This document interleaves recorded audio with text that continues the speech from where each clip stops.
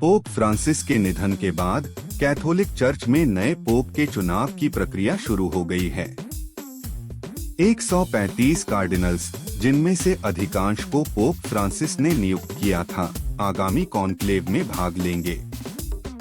नए पोप के प्रमुख दावेदार।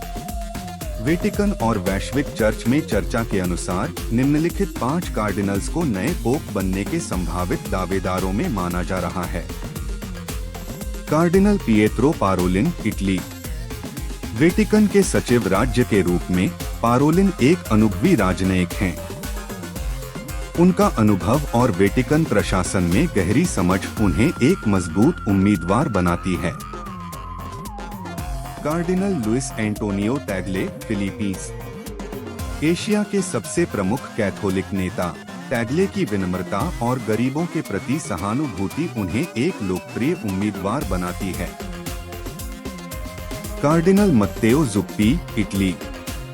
बोलोनिया के आर्चबिशप और इटली के बिशप सम्मेलन के अध्यक्ष जुप्पी को पोप फ्रांसिस की नीतियों का समर्थक माना जाता है। कार्डिनल पियर बत्तिस्ता पिज़्ज़ाबल्ला, इटली। यरूशलेम के लैटिन पैट्रियार्क पिज़्ज़ाबल्ला का मध्य पूर्व में अनुभव और फ्रांसिस्कन पृष्ठभूमि उन्हें एक अद्वितीय उम्मीदवार बनाती है। कार्डिनल रॉबर्ट सारा, गिनी। पारंपरिक कैथोलिक शिक्षाओं के समर्थक, सारा को रूढ़िवादी दृष्टिकोण के लिए जाना जाता है। पोप का चुनाव कैसे होता है? नए पोप के चुनाव की प्रक्रिया को कॉन्क्लेव कहा जाता है, जो वेटिकन के सिस्टीन चैपल में आयोजित होता है। इसमें केवल 80 वर्ष से कम आयु के कार्डिनल्स भाग लेते हैं। वे पूर्ण गोपनीयता में मतदान करते हैं और जब तक किसी उम्मीदवार को 2/3 बहुमत नहीं मिलता, मतदान जारी रहता है। हर मतदान के बाद बैलेट्स को जलाया जाता है। काले धुएं का अर्थ है कि निर्णय नहीं हुआ, जबकि सफेद धुआं नए पोप के चुनाव की घोषणा करता है।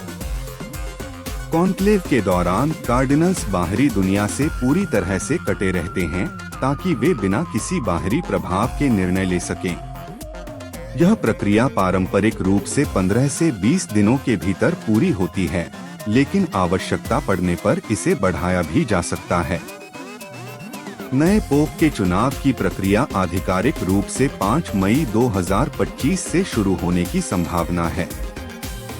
इस चुनाव में कौन चुना जाएगा, यह देखना रोमांचक होगा, क्योंकि चर्च के सामने कई महत्वपूर्ण निर्णय और चुनौतियां हैं।